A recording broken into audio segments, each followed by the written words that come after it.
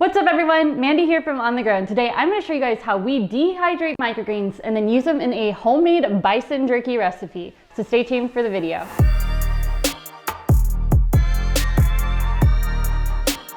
Seven days ago, we started these 4 trays of spicy oriental mustard, and currently I am loving the height on these, and we're just now starting to see signs of those true leaves coming through, which tells me that today is harvest day for all 4 of these trays. What I'm going to do now is I'm going to harvest all 4 of these trays with you guys, and we'll talk a little bit more about how they look. So let's go ahead and switch around this camera angle and get into harvesting these. First thing I need to do, turn on my scale, and I'm actually just going to harvest these into a bowl because I don't need to put these in bags, and we will go over that here in just a moment.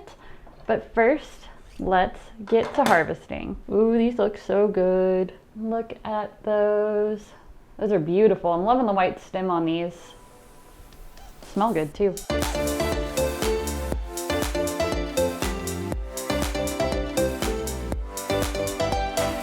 One tray down.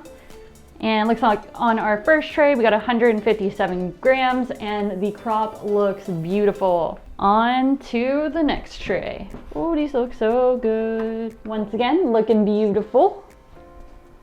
Oh, gotta make sure you grab out any types of clusters where you get any of that grow medium. We do not want that. Second tray, 162 grams.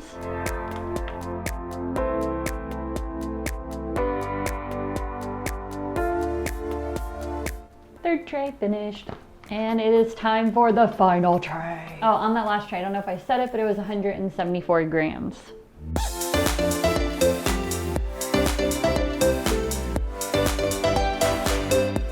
Now that I have harvested all these, let me just quickly taste them, get an idea for my flavor profile. Lots of Nebraska flavor and a nice spice to them.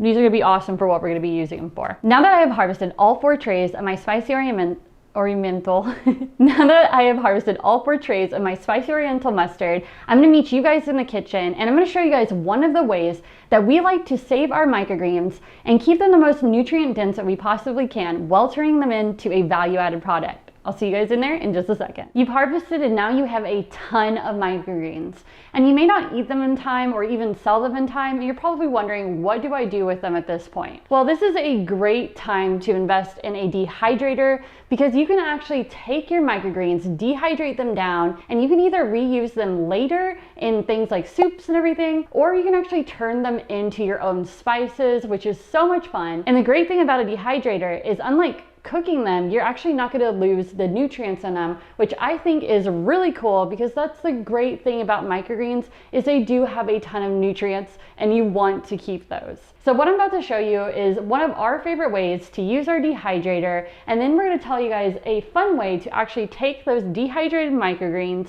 grind them up, and turn them into a recipe. So the first thing that I want to do is I'm actually going to open up my dehydrator, and we're going to remove a few of these shelves.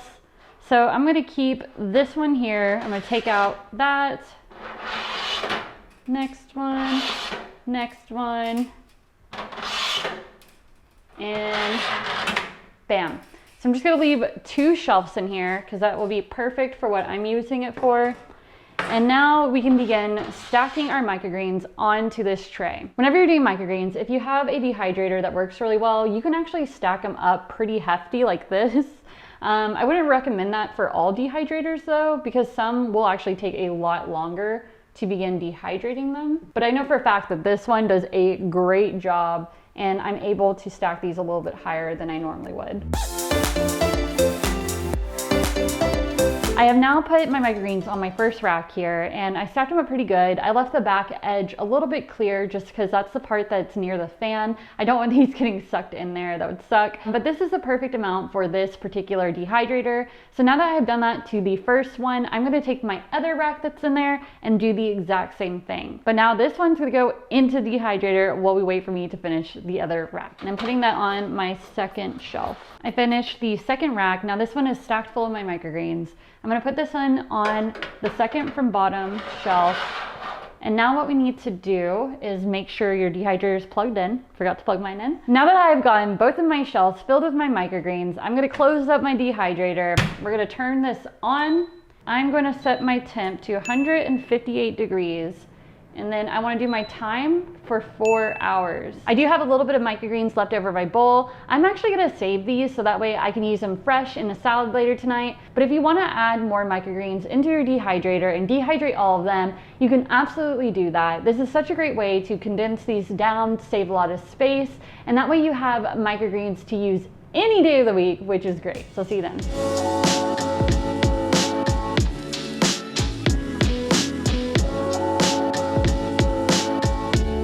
Our microgreens have now been dehydrating for 5 hours. We ended up doing an additional hour last night and they finished at 9 p.m. So here we are the next day and it's time to actually remove these from our dehydrator here.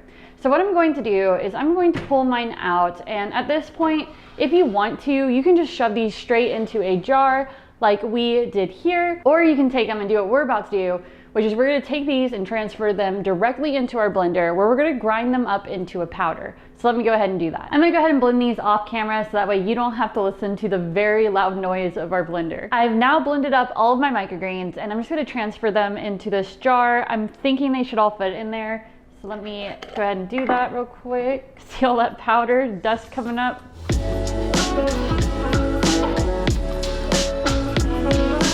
We were able to take all of those microgreens, dehydrate them, blend them down, and now we have this tiny little thing here filled with all of those microgreens. So at this point, usually what people will do is you can take this and either add it into smoothies and add it kind of like you would other powders, or you can take this and use it as a additive to make your own spices.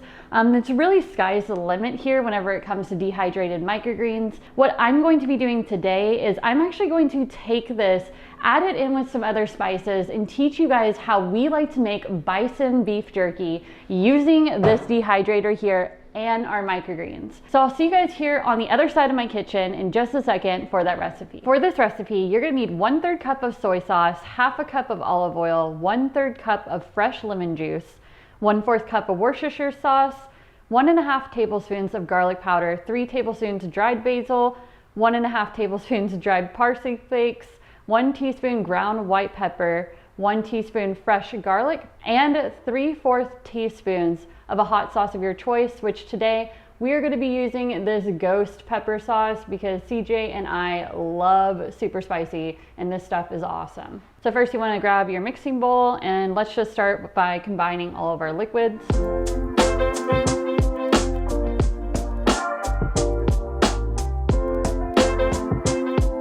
Now I'm going to take 1 tablespoon of our dried up microgreens and add that into our mix. And the final touch is adding your hot sauce. Now remember, if you don't like spicy, you don't have to use hot sauce.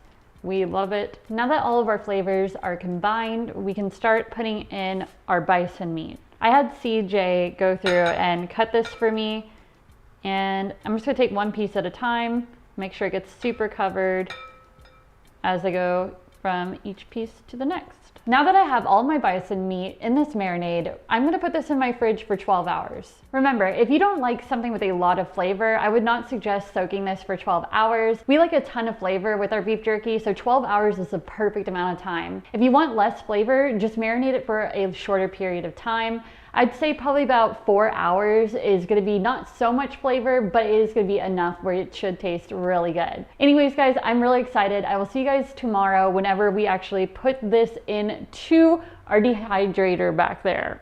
All right, guys, it is the following morning and this has now been marinating for about 12 hours. So what I need to do is get my station set up and we're gonna get this all laid out before we put this on the dehydrator. So I'll see you over there. So what I wanna do is I wanna try to grab 1 piece at a time and just kind of clean off as much of that marinade as I can and put it back into our bowl.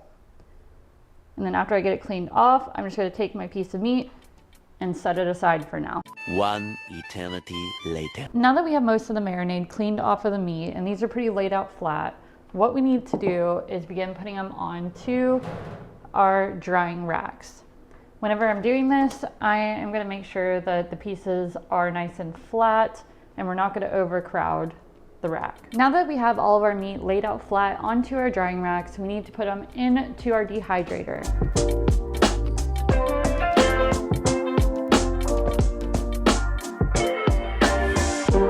Now you just need to close the door, power it back on.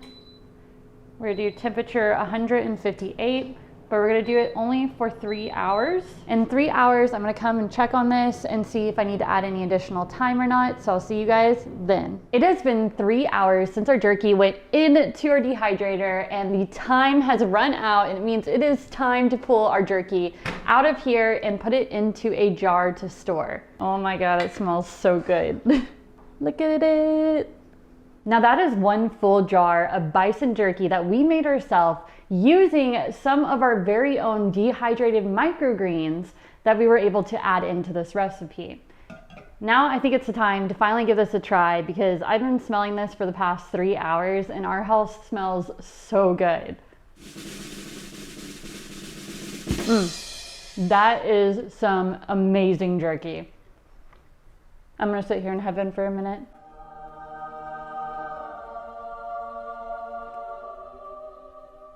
I had to make sure to get the CJ stamp of approval too. What do you think of the jerky?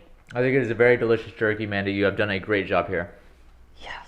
Success. Did it. Now all I need to do, close the lid on this, stick it in my fridge, that way it keeps a little bit longer, and I have a perfect snack that can last me for basically the next week or two, depending on how much I eat. Well, you guys, that is it for this video. We have shown you guys how you can store your microgreens, keep them for longer, turn them into a value-added product, and we also shared a nice recipe with you. We hope that you enjoyed this video, and please make sure to like, share, comment, and subscribe to our channel for more content like this.